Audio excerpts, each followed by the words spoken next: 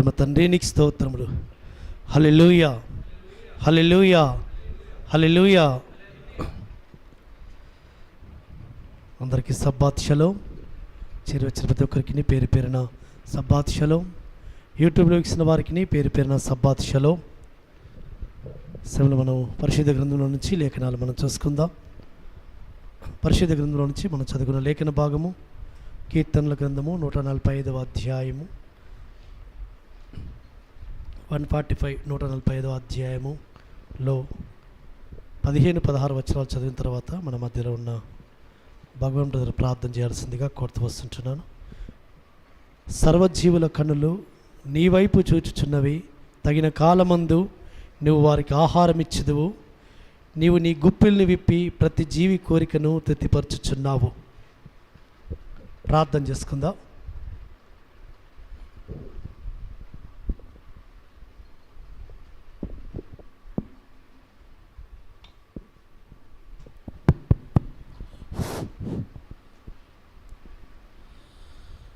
పరిశుద్ధుడా పరమ తండ్రి గొప్ప రాజేశ్వరులో సృష్టికర్త మీకు స్తుతులు స్తోత్రాలు వందనాలు చెల్లించుకుంటున్నాం రాజా. ఆశ్చర్యకరుడు అద్భుతాలు ధరించే మా గొప్ప రాజా మీకు వందనాలు చెల్లించుకుంటున్నాం తండ్రి. 6 దినములు సమస్త సృష్టిని సృజించి 7వ దిన విశ్రమించి పరిశుద్ధపరిచి ఇటు పరిశుద్ధమైన దినమును తండ్రి తరతరములకు నిత్యమైన కట్టడగా మీరు మాకు ఇచ్చి ఉన్న విధానం బట్టి మీకే స్తోత్రములు స్తుతులు వందనాలు చెల్లించుకుంటున్నాం రాజా. దేని నిమిత్తం మమ్మల్ని ఎన్నిక చేసుకున్నారో మాకే తెలియదు తండ్రి. మా పట్ల కేవలం మీ చిత్తమే నెరవేర్చుకొని మీ నామను ఘనతమే తెచ్చుకుంటున్న విధానం బట్టి మీకే స్తోత్రం చెల్లించుకుంటున్నాం తండ్రి. పరిశుద్ధ దినమును ఎవరైతే ఎక్కడ మన్నించి మీ సన్నిధానంలో భయభక్తులతో ఉంటున్నారో తండ్రి, వారికి మాకు నిధిని సంబంధించిన ఆశీర్వాదాలను కుమ్మరించి మీ నామనకు ఘనతమే తెచ్చుకొని మళ్ళీ కోరుకుంటున్నాం తండ్రి.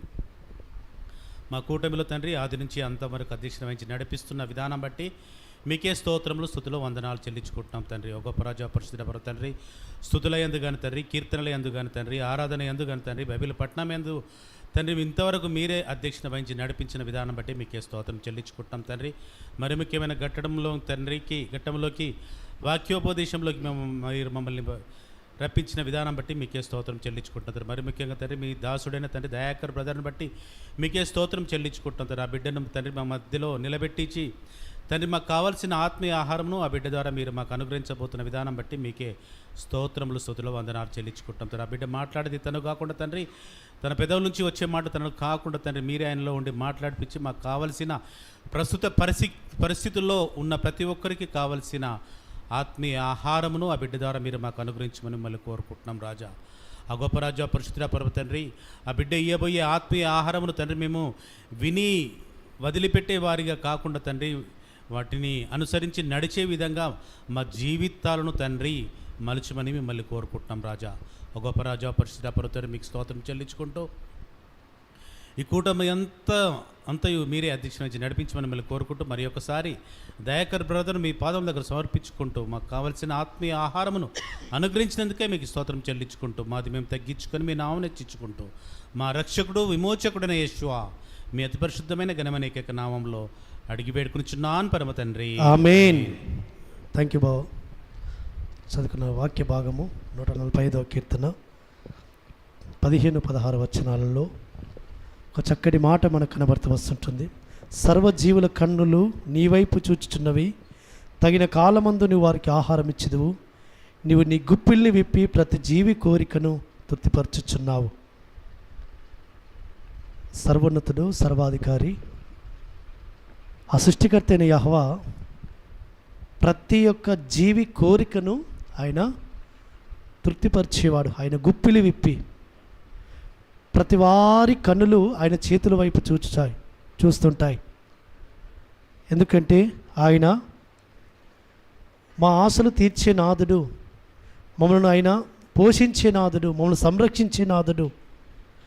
ప్రతి వారి కన్నులు ఆయన వైపు చూస్తుంటుంటాయి. ఎందుకంటే ప్రతి వారి ఆశలు ప్రతి వారి కోరికలు తీర్చే నాథుడు ఆయన.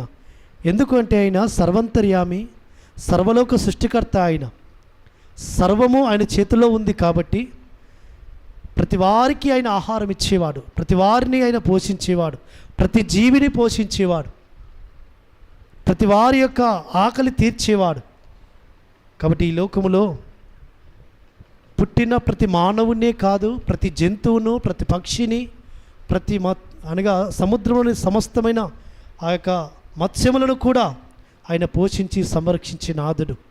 అయితే అలాంటి సర్వశక్తుడే తన భక్తుల కోరికలను తన యొక్క నామందు విశ్వాసం ఉంచి తనను సేవిస్తూ దివారాత్రములు ఆయన మహేపరుస్తూ ఆయన మీద ఆశ పెట్టుకున్న వారి యొక్క ఆశలు పరమ తండ్రి అధికముగా తీరుస్తాడు. ఇంకా పరమ తండ్రి వారి ఆశలు తీర్చే నాథుడు. ఎందుకంటే ఆయన యొక్క చేతిలో సమస్తము దొరుకుతాయి. అందుకే ఒక భక్తుడు తన యొక్క జీవిత కాలమంతా కూడా ఆయన మీద ఆశ పెట్టుకునే బ్రతుకుతూ వచ్చాడు. ఆ ఆశ పెట్టుకున్న ఆశను ఆయన తీరుస్తూ వచ్చాడు. అయితే ఆ ఎలోహిమని యెహోవా మీద ఆశ పెట్టుకుంటే వారి ఆశలను ఆయన ఏ విధంగా తీరుస్తాడు అనేది కొన్ని లేఖనాలు మనము చూసుకుందాం. ముఖ్యంగా 146వ కీర్తనలో కూడా 5వ వచనంలో ఒక మాట రాయబడిన మాట ఒకసారి మనం చదువుకుందాం. 146వ కీర్తన 5వ వచనంలో, ఎవనికి యాకోబు సర్వశక్తుడు సహాయుడగునో, ఎవనికి యాకోబు ఎలోహిం సహాయుడగునో, ఎవడు తన ఎలోహిమైన యెహోవా మీద ఆశ పెట్టుకొనునో, వాడు ధన్యుడు. చూడండి, ఎవడు తన ఎలోహిమైన యెహోవా మీద ఆశ పెట్టుకొనునో, ఆ సృష్టికర్త అయిన యెహోవా మీద, సర్వోన్నతుడు, సర్వాధికారి, భూమి ఆకాశములను అందులో సర్వము సృష్టించిన వాడు అయిన ఆ యెహోవా మీద ఎవరైతే ఆశ పెట్టుకుంటారో వారు ధన్యులు. ఎందుకు అంటే ఆయన ఎన్నడూనూ మాట తప్పనివాడు, మాట ఇచ్చి నెరవేర్చేవాడు, ప్రతి జీవి కోరికను తృప్తిపరచువాడు. ఆయన యొక్క ఔన్నత్యాన్ని, ఆయన గొప్పతనాన్ని, ఆయన యొక్క శక్తిని, పరాక్రమమును గుర్తెరిగి ఎవరైతే ఆయనను చూస్తారో, అయ్యా నాకు ఇది కావాలి, ఇది నాకు నెరవేర్చు, ఇది నాకు అనుగ్రహించు, ఇది నాకు దయచేయమని ఎవరైతే ఆయన సన్నిధిలో ప్రాధేయపడతారో, ఆశపడతారో వారి ఆశలన్నీ కూడా ఆయన తీరుస్తాడు. ఎందుకంటే ఆయన యొక్క గుణమే ఆశగల ప్రాణాన్ని తృప్తిపరిచే నాథుడు. 107వ కీర్తన 9వ వచనంలో ఆయన ఏమంటుంటాడంటే, ఆ యొక్క భక్తుడు ఒక శ్రేష్టమైన మాట అంటుంటాడు. 107వ కీర్తన 9వ వచనంలో, ఏలయనగా ఆశగల ప్రాణాన్ని ఆయన తృప్తిపరిచి ఉన్నాడు, ఆకలి కొనిన వారి ప్రాణమును మేలులతో నింపి ఉన్నాడు. మేలులతో ఆశగల ప్రాణాన్ని కాబట్టి తృప్తిపరిచేవాడు ఆయన సన్నిధికి వచ్చిన వారిని, ఆయన ఆశ్రయించిన వారిని, ఆయన సన్నిధిలో ఆకలితో అలమటించిన వారిని, ఆయన సన్నిధిలో ఏ కోరికతో కోరుకున్నారో ఆ కోరికతో వచ్చిన వారిని, వారి ఆశను ఆయన ఏం చేస్తాడు, వారి కోరికను ఆయన మన్నిస్తాడు, వారి ఆశను తీరుస్తాడు, వారి ఆశను ఆయన ఏం చేస్తాడట, నెరవేరుస్తాడు. కాబట్టి ఆశగల ప్రాణాన్ని ఆయన తృప్తిపరిచి ఉన్నాడు, ఆకలి కొనిన వారి ప్రాణమును మేలుతో నింపి ఉన్నాడు. కాబట్టి ఈ దినాలలో ఏ మనుషుని ఆశ్రయించినా, ఏ మనుషుని మీద ఆశ పెట్టుకున్నా, ఈ మనుషుడు నన్ను బాగు చేస్తాడు, ఉద్ధరిస్తాడు, ఇతను నన్ను పైకి లేవనెత్తుతాడు, ఇతను అవసరత తీరుస్తాడు, ఇతను నన్ను కష్టాల నుంచి విడిపిస్తాడని మనం ఎవరైతే మీద ఆశ పెట్టుకుంటామో వారి యొక్క అనగా చివరికి మనుషుల యొక్క సహాయము, మనుషుల యొక్క మీద ఆశ పెట్టుకుంటే, మనుషుల మీద ఆశ పెట్టుకుంటే వారిని పరమ తండ్రి అనగా ఎంతగా వారి మీద అంటే జాలి చూపిస్తాంటే, నా కుమారుడా, సృష్టికర్త అయిన నన్ను నువ్వు విడిచిపెట్టి, నన్ను నువ్వు మర్చిపోయి మనుషులను నువ్వు ఆధారం చేసుకుంటున్నావే, మనుషులను నీవు ఆశ్రయిస్తున్నావే అని ఆయన కనికరపడతాడు, జాలి పడతాడు. మనుషుల మీద ఆధారపడిన వారు ఎవ్వరు కూడా బాగుపడినట్టుగా ఎక్కడా లేదు సుమా, వారు సహాయం పొందుకున్నట్టుగా ఎక్కడ లేదు. కాబట్టి అందుకే ఆయన ఏమంటున్నాడంటే, నన్ను ఆశ్రయించండి, ఎలోహిం యాకోబును అనగా పరమ తండ్రి యొక్క శ్రేష్టమైన మాట తన పరిశుద్ధ గ్రంథంలో చక్కటి మాట రాయించి పెడుతూ వచ్చాడు. లూకాసు వార్తలో ఒక మాట రాయించి పెడుతూ వచ్చాడు. లూకాసు వార్త 1వ అధ్యాయము 52వ వచనములో 53వ వచనములో ఒక మాట రాయించి పెడుతూ వచ్చాడు. ఆకలి కొనిన వారిని మంచి పదార్థములతో సంతృప్తిపరిచి ధనవంతులను వట్టి చేతులతో పంపివేసెను. చూడండి, ఆయన యొక్క తృప్తిపరిచే విధానము, ఆయన ఆశగల ప్రాణం తృప్తిపరిచే విధానము, ఆకలి కొనిన వారిని మంచి పదార్థములతో సంతృప్తిపరిచి, ఎవరు వీరు? ఆయన మీద ఆశ పెట్టుకున్నవారు.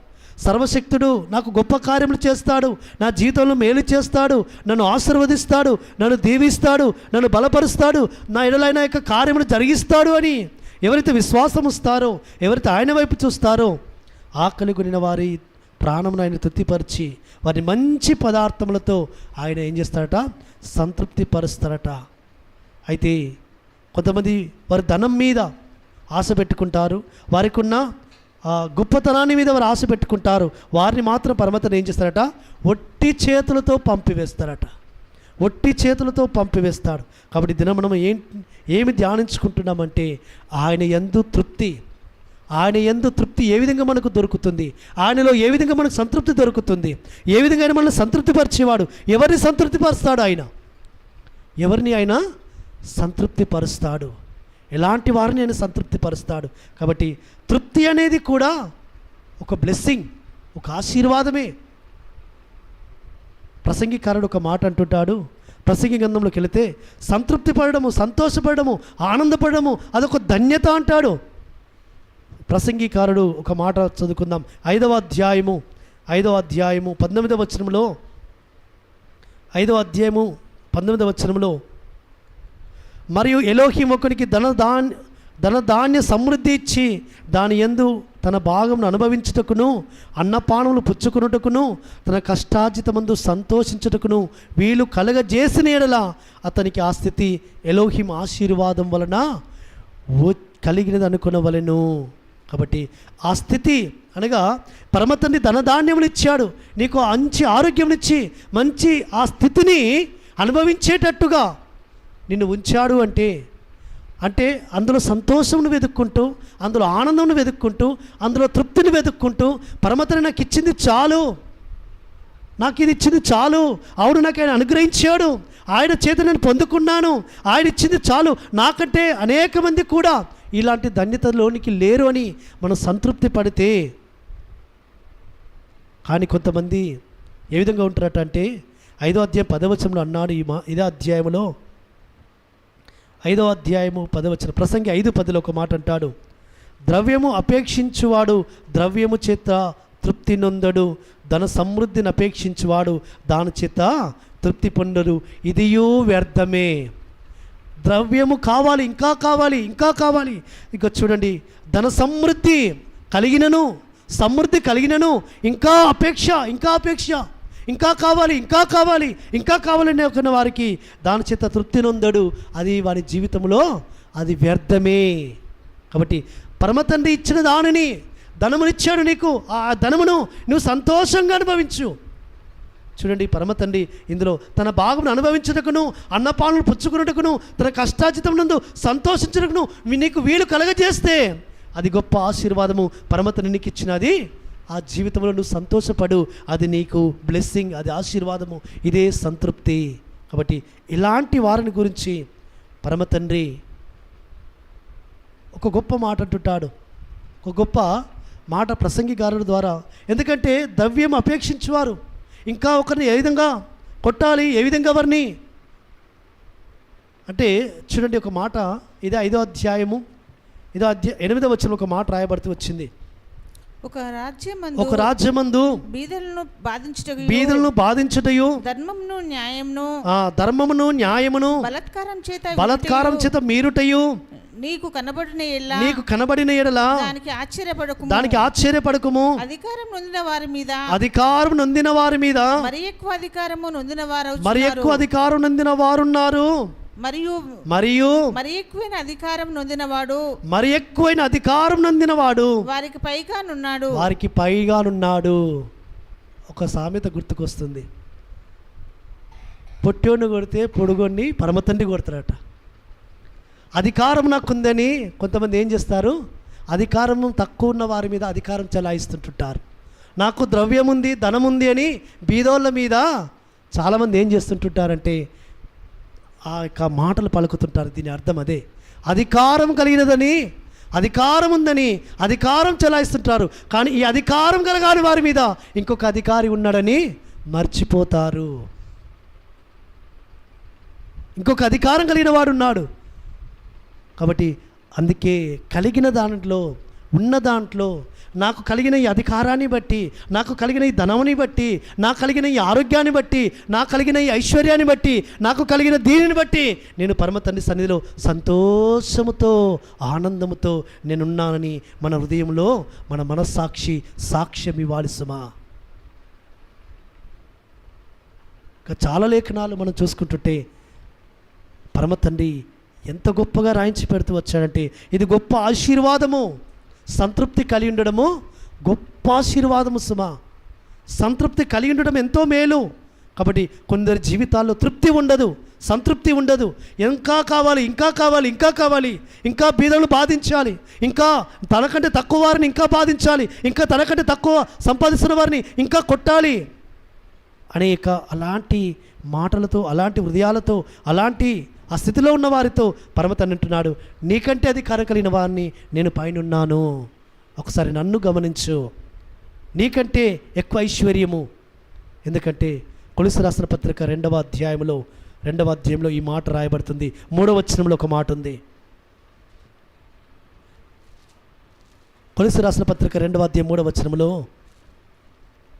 బుద్ధి జ్ఞానముల సర్వ సంపదలు ఆయన యందే గుప్తములైనవి. బుద్ధి సంపదల, చూడండి, బుద్ధి అదే మాదిరిగా జ్ఞానము, అదే మాదిరిగా సర్వ సంపదలు ఆయన యందే గుప్తమైనవి. ఎవరిలో ఆయన ఉంటాడో, ఎవరి యొక్క హృదయాలలో సర్వశక్తిని యొక్క ఆత్మ ఉంటుందో, ఎవరి హృదయాలలో ఆ సర్వోన్నతుణ్ణి ఎలోహింగా ప్రతిష్ఠించుకుంటారో వారు గొప్ప ఐశ్వర్యవంతులు, వారు గొప్ప భాగ్యవంతులు, వారు గొప్ప ధనవంతులు. ఈ లోకంలో ధనమున్న, ధన సమృద్ధి చేత వారు నేను ధనవంతుని అనుకుంటే, అవును, నీకంటే గొప్ప ధనవంతుడు పరమ తండ్రి.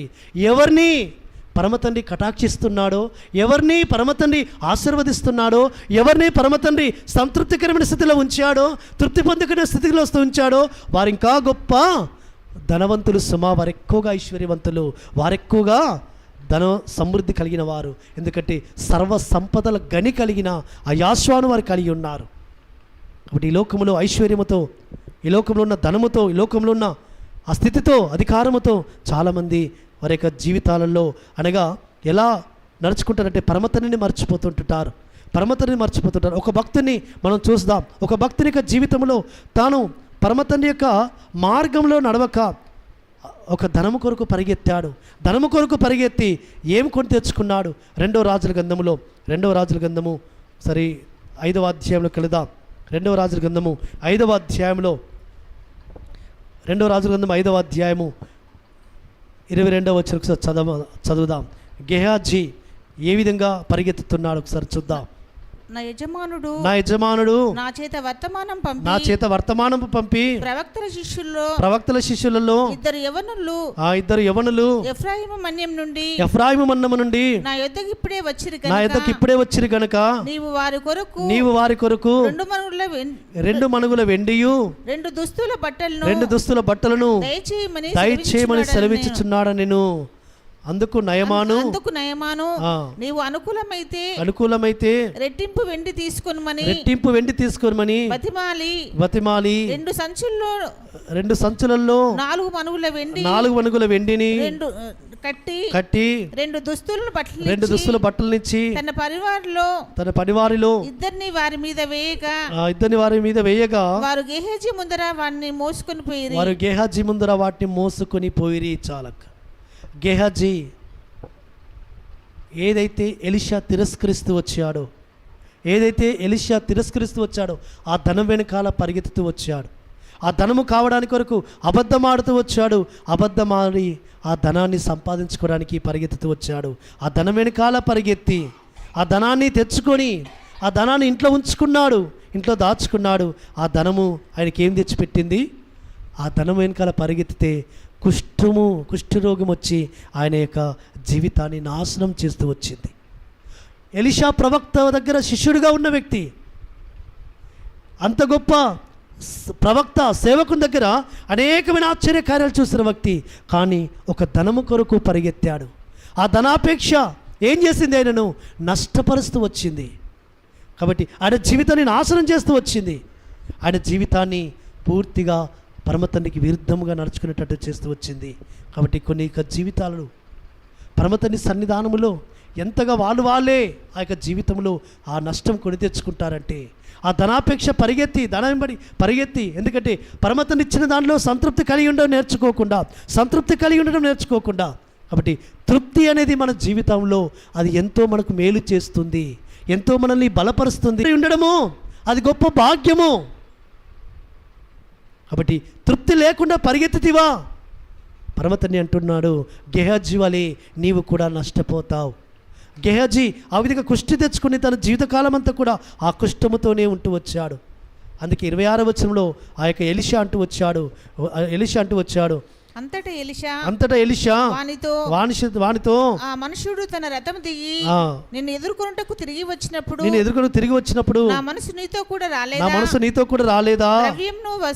ద్రవ్యమును వస్త్రములను ఒలివ చెట్ల తోటలను ద్రాక్ష తోటలను గొర్రెలను ఎడ్లను దాసదాసులను సంపాదించుకున్నటకు ఇది సమయమా? చాలక్క ఇది సమయమా? ద్రవ్యమును వెండి బంగారములను లేకుంటే గొర్రెలను దొడ్లను సంపాదించుకోవడానికి ఇది సమయమా? ఏ సమయంలో ఏది సంపాదించుకోవాలో, ఏ సమయంలో ఏది పోగు చేసుకోవాలో, ఏ సమయంలో ఏది సమకూర్చుకోవాలో పరమతండ్రి మనకు జ్ఞాన వివేచన ఇస్తూ వచ్చాడు. సమయం ఉంటుంది, ఆ సమయం మట్టుకే దాన్ని మనం ప్రయాసపడాలి. ఆ సమయాన్ని మించి మనం ప్రయాసపడితే దాన్ని ఏమంటారంటే ద్రవ్యాపేక్ష, అపేక్ష. ఈ అపేక్ష అంటే ద్రవ్యాపేక్ష సమస్తమైన కీడులకు మూలము సుమా. కాబట్టి అందుకే భక్తుల యొక్క జీవితాలలో అది కలిగి ఉన్నవారు, ద్రవ్యాపేక్ష కలిగి ఉన్నవారు నష్టపోతూ వచ్చారు. గెహజీ మంచి భక్తుడే ఒకప్పుడు, ఎలీషా దగ్గర మంచి పరిచయం చేసిన వ్యక్తి. ఎప్పుడైతే ఆ ద్రవ్యం వెంటలో పరిగెత్తాడో అప్పుడు సర్వము కోల్పోయి ఎంతగా నష్టపోతూ వచ్చాడంటే, అపోస్తలుడైన పౌలు ఒక మాట తిమోతికి రాసిన పత్రికలో అంటాడు. 1 తిమోతి 6వ అధ్యాయము 6వ వచనం నుంచి కొన్ని వచనాలు మనం చదువుకుందాం. 6వ అధ్యాయం 6వ వచనం నుంచి, సంతుష్టి సహితమైన యెహోవా భక్తి గొప్ప లాభ సాధనమైనది. మనం ఈ లోకంలోనికి ఏమీ తేలేదు, దీనిలో నుండి ఏమీ తీసుకొని పోలేము. కాగా అన్న వస్త్రములు గలవారమైండి వాటితో తృప్తి పొంది ఇందుదము. ధనవంతులగుటకు అపేక్షించువారు శోధనలోను ఉరిలోను అవివేక యుక్తంలోను హానికరములైన అనేకమైన దురాశలోను పడుదురు. అట్టివి మనుషులను నష్టములోను నాశనములోను ముంచివేయును. కాబట్టి సంతోష సహితమైన యెహోవా భక్తి గొప్ప లాభ సాధనము. సంతోష సహితమైన అంటే పరమ తండ్రిలో సంతృప్తి. ఆ సంతృప్తికరమైన భక్తి మనల్ని ఏం చేస్తుంది? గొప్ప లాభంలోకి నడిపిస్తుంది సుమా. అదే సంతృప్తి లేకుండా అపేక్షతో మనము వెళుతూ ఉంటుంటే ఇక్కడ అంటూ వస్తుంటున్నాడు, ఆ ధనాపేక్ష సమస్తమైన కీడులకు మూలము. ధనవంతులు కూడా అపేక్షించువారు శోధనలోను ఉరిలోను అవివేకయుక్తమైన హానికరమైన అనేకమైన దురాశల్లోనూ పడుదురు. కాబట్టి మనం ఈ లోకంలోనికి ఏమీ తీసుకురాలేదు, ఏమీ తీసుకొని పోలేము. కాబట్టి ఏమి తీసుకొని వెళ్ళలేము, మనతో పాటు ఏమి రాదు సుమా. కాబట్టి భక్తుల జీవితాలలో అబ్రహాం గారు గొప్ప ధనవంతుడు. ఆయనకున్న ఐశ్వర్యము, ఆయనకున్న ధనము, ఆయనకున్న ఆ భాగ్యము ఈ లోకంలో ఎవరికి లేనిది. కానీ ఆయన దేనియందు సంతోషిస్తూ వచ్చాడు, దేనియందు సంతృప్తి నొందుతూ వచ్చాడు. ఆయన కలిగినది ఆయన సంతృప్తి పడి పరమతని ఆరాధిస్తూ వచ్చాడు, పరమతని గణపరుస్తూ వచ్చాడు. కాబట్టి ఆయన ధనవంతుడు ఈ లోకములో. అబ్రహాము ధనవంతుడు, ఇస్సాకు ధనవంతుడు, యాకోబు ధనవంతుడే. కానీ వారి హృదయాలు దేని మీద ఉన్నాయి? వారు దేని మీద ఆశ పెట్టుకున్నారు? వారి ఆశ దేని మీద? వారి ఆశ దేని మీద అంటే సర్వశక్తుడు దేనికి శిల్పి నిర్మాణకున్నాడు? ఆ పునాదుల పట్టణము కొరకు, దాని కొరకు, ఆ పరలోకం యొక్క మహిమ కొరకు, పరలోకంలో ఉన్న ధనము కొరకు, పరలోకంలో ఉన్న ఐశ్వర్యము కొరకు వారు దాని మీద దృష్టి పెట్టారు, కానీ దీని మీద దృష్టి పెట్టలేదు సుమా. కాబట్టి అందుకే పరమతండ్రి వారికి ఆ మహిమనిచ్చాడు, ఆ పరలోకం ఐశ్వర్యం ఇచ్చాడు, ఆ పరలోకంలో ఆ ధనం ఇచ్చాడు, పరలోకంలో ఉన్న ఆ గొప్ప పట్టణం ఇచ్చాడు. అదే మరిగా భూమి మీద కూడా వారికి కావలసిన అన్నిస్తూ వచ్చాడు. సంతుష్టి సహితమైన యెహోవా భక్తి గొప్ప లాభ సాధనమైనది. కాబట్టి మన యొక్క కోరికలు ఏవై ఉండాలి? మన కోరికలు ఏవై ఉండాలంటే, అయ్యా నేను నీతో ఉండాలి, నేను నీలో ఉండాలి, నేను నీతో ఆనందించాలి, నేను నీతో సంతోషించాలి, నేను నీ బిడ్డలతో కలిసి అయ్యా పరిశుద్ధులతో కలిసి నీలో ఆనందించాలి. ఇది ఎవరైతే ఆశ కలిగి ఉంటారో, ఈ ఆశలను పరమతని నెరవేర్చుతో పాటు ఈ భూమి మీద వారికి ఏమి కావాలో వారికి అన్నీ అనుగ్రహిస్తాడు తండ్రి.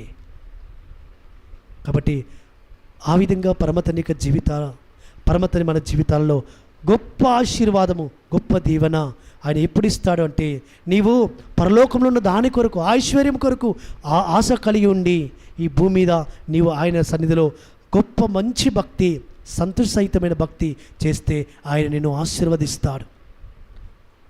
చూడండి, భక్తులు ఎలా సంతోషిస్తూ వచ్చారు, దేని యందు సంతోషిస్తూ వచ్చారు, దేని యందు వారు ఆనందిస్తూ వచ్చారు. ఒక మాట హగ్గై 2వ అధ్యాయంలో 19వ వచనంలో, హగ్గై 2వ అధ్యాయం 19వ వచనంలో ఈ ఆశ వారు కలిగి ఉన్నారు, వారు దీనిలో ఆనందిస్తూ వచ్చారు. హగ్గై 2వ అధ్యాయము 19వ వచనంలో, కొట్లలో ధాన్యం ఉన్నదా, ద్రాక్ష చెట్లైనను, అంజూరప చెట్లైనను, దానిమ్మ చెట్లైనను, ఒలివ చెట్లైనను ఫలించకపోయిను కదా, అయినను ఇది మొదలుకొని నేను మిమ్మల్ని ఆశీర్వదించేదను. చూడండి, కొట్లలో ధాన్యం ఉన్నదా, కొట్లలో ధాన్యము లేదు, ఒలివ చెట్లు ఫలించలేదు, అంజూరప చెట్లు, దానిమ్మ చెట్లు, ఒలివ చెట్లు ఫలించలేదు, ఫలాలు లేవు.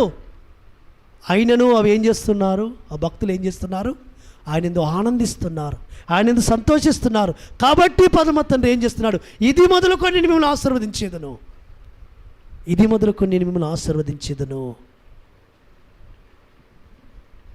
కాబట్టి అందుకే ఆయన సన్నిధిలో హబకుక్కు కూడా తన జీవితంలో శ్రేష్టంగా ఒక మాట అంటాడు.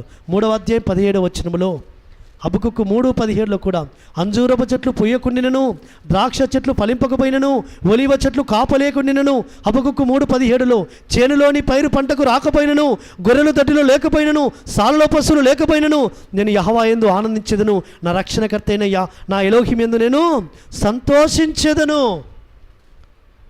చూడండి, ఫలించకపోయినను, గొర్రెలు దొడ్డిలో లేకపోయినను, ఒలివ చెట్లు కాపు లేకపోయినను, ద్రాక్ష చెట్లు ఫలింపకపోయినను, నేను ఏం చేస్తున్నాను, యెహోవా యందు ఆనందిస్తున్నాను.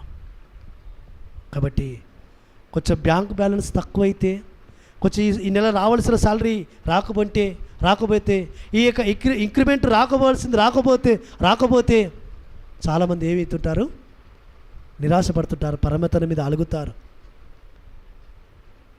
రావాల్సిన ఇన్కమ్, రావాల్సిన ఆదాయం కొన్ని నెలలు పరమత నీకు ఆపాడు అనుకోండి, కొన్ని నెలలు పరమత నీకు ఆపాడు, ఆయనే ఆపాడు నీ విశ్వాసాన్ని పరీక్షించడానికి.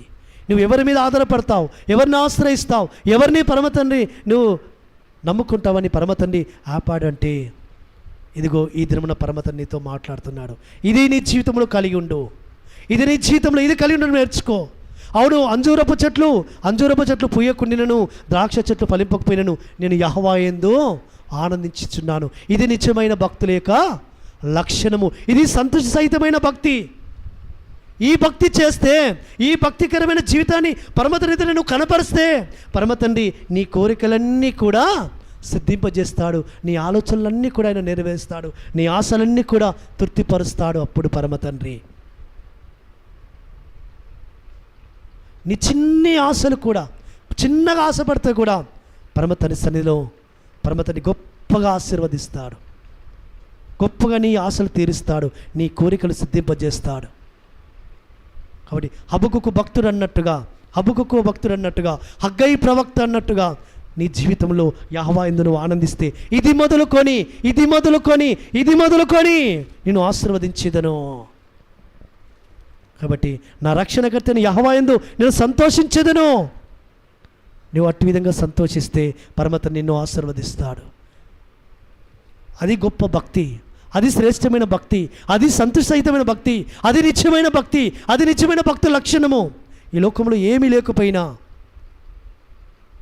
జీరోకి వెళ్ళినా, గొప్ప స్థితిలో నుంచి జీరోకి వెళ్ళినా, పరమతండ్రి ఆరాధించే అనుభవంలోకి, పరమతని స్తుతించే అనుభవంలోకి, పరమతని మహిమపరిచే అనుభవంలోకి మనం వెళితే పరమతని గొప్పగా మనల్ని నిలబెట్టుకుంటాడు సుమా. కొన్ని సందర్భాలలో కొన్ని సందర్భాల్లో పరమ తండ్రి అంటే ఎలాంటి సహాయము మనకు దొరకని స్థితిలో మనం ఒక చోటు నుంచి సహాయం దొరుకుతుందని ఆశపడతాం. అక్కడ ద్వారం మూస్తాడు పరమ తండ్రి. అక్కడ ద్వారం మూసాడు అంటే మనం గమనించాల్సింది ఇంకొక చోట పరమ తండ్రి ద్వారం తెరవబోతున్నాడు. ఈ మనుషు నుంచి నాకు సహాయం దొరుకుతుంది, ఈ మనుషు నుంచి నాకు లాభం వస్తుంది, ఈ మనుషు నుంచి నాకు మేలు కలుగుతుంది, ఈ మనుషుడు నన్ను ఆదుకుంటాడని మనం ఆశపడతాము. అక్కడ ద్వారం పరమ తండ్రి మోస్తాడు. ఎందుకంటే నీ భక్తిని పరమ తండ్రి పరీక్షించడానికి పరమ తండ్రి సన్నిధిలో. ఎందుకంటే ఒక మాట 81వ కీర్తనలో పరమ తండ్రి అంటాడు, 81 కీర్తన 81వ అధ్యాయంలో పరమ తండ్రి ఒక శ్రేష్టమైన మాట అంటాడు. నా కుమారుడా, 81వ కీర్తనలోకి వెళదాం ఒకసారి. 81 పరమ తండ్రి 13వ వచనం ఒకసారి చదువుదాం. 13వ వచనము 16వ వచనము. అయ్యో అయ్యో నా ప్రజలు నా మాట విని ఎడలా ఇశ్రాయేలు నా మార్గం అనుసరించిన ఎడలా ఎంత మేలు. అప్పుడు నేను వేగిరమే వారి శత్రువులను అణగద్రొక్కుదును, వారి విరోధులను కొట్టుదును. యెహోవాను ద్వేషించువారు వారికి లొంగుదురు, వారి కాలం శాశ్వతముగా ఉండును. అతి శ్రేష్టమైన గోధుమలు అనుగ్రహించి నేను వారిని పోషించుదును, కొండె తేనెతో నిన్ను తృప్తిపరచుదును. చూడండి పరమ తండ్రి, అయ్యో ఇజ్రాయేలు, అయ్యో నా ప్రజలు నా మాట విని ఎడలా, వారు నా మార్గం అనుసరించిన ఎడలా, వారు నాకు లోబడిన ఎడలా, వారు నన్ను అనుసరించిన ఎడలా, వారు నా మార్గంలో నిందారహితులుగా నిష్కలంకులుగా వారు నిర్దోషులుగా కనబడిన ఎడలా నేను వారిని ఏం చేస్తాను? అతి శ్రేష్టమైన గోధుమలతో నేను వారిని పోషించెదను, కొండె తేనెతో వారిని తృప్తిపరిచెదను. కొండె తేనెతో, కాబట్టి కొండె తేనె యొక్క మాధుర్యము, ఆ మాధుర్యము ఎక్కడ దొరకనిది. అలాంటి ఆ మాధుర్యము ఆయనలో దొరుకుతుంది. ఆయనను ఆశ్రయించడం వల్ల, ఆయన నమ్ముకోవడం వల్ల నా ఆశలను తీర్చగలడని ఆయన మనం వెతకడం వల్ల ఆయన తీరుస్తుంటుంటే, ఆయన మన అవసరతలు తీరుస్తుంటుంటే, మన ఆశలను నెరవేరుస్తుంటుంటే ఆ సంతృప్తి, ఆనందము, ఆ యొక్క అధికమైన ఆనందము ఎక్కడ దొరకలేదు సుమా. కాబట్టి ఆయన ఏమంటున్నాడంటే కొండె తేనెతో నిన్ను తృప్తిపరిచెదను. ఇజ్రాయెల్ ప్రజలు నా మాట వింటే, మరి ఇజ్రాయెల్ ప్రజలే కాదు అన్యులైన సకల జనులు కూడా నా మార్గం నడిస్తే నేను వారిని కొండె తేనెతో వారిని తృప్తిపరుస్తాను. కాబట్టి అలాంటి జీవితాలను పరమ తండ్రి ఆశపడుతూ వస్తుంటున్నాడు. అలాంటి జీవితాలను పరమ తండ్రి కోరుకుంటూ వస్తున్నాడు. ఆయన మార్గంలో నడుస్తూ ఈ లోకంలో శ్రమ వచ్చినా, బాధ వచ్చినా, ఏ స్థితి వచ్చినా, ఏ విధమైన ఇబ్బంది కలిగినా అపోస్తలుడైన పౌలు ఒక మాట అంటుంటాడు. ఫిలిప్పీ రాసిన పత్రికలో ఒక మాట, ఫిలిప్పీ రాసిన పత్రిక 4వ అధ్యాయము 11వ వచనములో ఆయన సంతృప్తికరమైన జీవితాన్ని ఒకసారి ధ్యానిద్దాం. నాకు కొలువ కలిగినందున నేను ఇలాగూ చెప్పుటలేదు, నేను ఏ స్థితిలో ఉన్నాను ఆ స్థితిలో సంతృప్తి కలిగి ఉండ నేర్చుకుని ఉన్నాను. దీన స్థితిలో ఉండ నెరుగుదును, సంపన్న స్థితిలో ఉండ నెరుగుదును. ప్రతి విషయములోను అన్ని కార్యములలోను కడుపు నిండి ఉండుటకును, ఆకలిగొని ఉండుటకును, సమృద్ధి కలిగి ఉండుటకును, లేమిలో ఉండుటకును నేర్చుకొని ఉన్నాను. నన్ను బలపరచువాని యందే నేను సమస్తమును చేయగలను. చాలక్క నేను కొదువ కలిగి ఉందని ఇలాగూ చెప్పడం లేదు. నేను ఏ స్థితిలో ఉన్నాను ఆ స్థితిలో సంతృప్తి కలిగి ఉండ నేర్చుకున్నదును, సంతృప్తి కలిగి ఉండ నేర్చుకుని ఉన్నాను. కాబట్టి సంపన్న స్థితిలో ఉన్నాను, సంతోషంతో ఉంటాను. దీన స్థితిలో ఉన్నాను, ఆ స్థితిలో కూడా నేను సంతోషంతో ఉంటాను. అదే మాదిరిగా కడుపు నిండిటను బట్టి సంతోషిస్తాను, ఆకలి కొనే స్థితిలో ఉన్నాను, సంతోషిస్తాను. పరమతండ్రి కొన్ని సందర్భాల్లో అపోస్తలుడైన పౌలును ఆ యొక్క ఆకలి గుండా నడిపిస్తూ వచ్చాడు, శ్రమల గుండా నడిపిస్తూ వచ్చాడు, సంపన్న స్థితిలో ఉండనే పంపిస్తూ వచ్చాడు. ఏ స్థితిలో ఉన్నను ఆ స్థితిలో పరమతనికి మహిమకరమైన జీవితం జీవిస్తూ వచ్చాడు. అందుకే సాక్ష్యం ఇస్తూ వచ్చాడు, అయ్యా నేను ఏ స్థితిలో ఉన్నను ఆ స్థితిలో సంతోషంతో నేర్చుకుని ఉన్నాను. ఇది నిజమైన భక్తుల లక్షణము. కాబట్టి ఉన్నప్పుడు ఎగిరిపోవడం కాదు, లేనప్పుడు కృంగిపోవడం కాదు. ఏ స్థితిలో ఉన్నను, నన్ను ఏ స్థితిలో ఉంచాడు తండ్రి, తనకి స్తోత్రమని. అయ్యా అధిక ఐశ్వర్యం ఇవ్వలేదు, నీకు స్తోత్రం. అధిక కడుపు స్థితిలో ఉంచలేదు, నీకు స్తోత్రం. అధిక ఐశ్వర్యం ఉంటే తండ్రి ఎవడో అని తండ్రి మీద అసలు మనం నమ్మిక ఉంచాము, విశ్వాసం ఉంచాము, ఇక తండ్రిని గుర్తు చేసుకోము.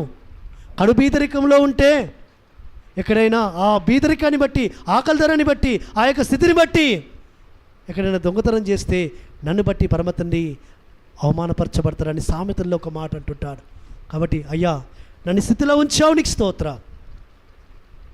కాబట్టి భక్తుల యొక్క జీవితాలను మనం ధ్యానిస్తే, అపోస్తలుడైన పౌలు యొక్క శ్రేష్టమైన జీవితం ఈ దినం మనం ధ్యానించుకుంటే, అయ్యా నేను ఏ స్థితిలో ఉన్నానో ఆ స్థితిలో సంతృప్తి కలిగి నేర్చుకున్నాను. ప్రతి జీవి కోరికను ఆయన తృప్తిపరుస్తాడు, నిన్ను తృప్తిపరుస్తాడు. ఆయన నీకు ఈ భూమి మీద ఏవి కావాలో అవి అనుగ్రహిస్తాడు. పరలోకంలో ఉన్న దాని కొరకు నువ్వు ఆశపడితే, పరలోకంలో ఉన్న మహిమ కొరకు నువ్వు ఆశపడితే నీ కోరికలు నీ సిద్ధింపజేస్తాడు ఆయన.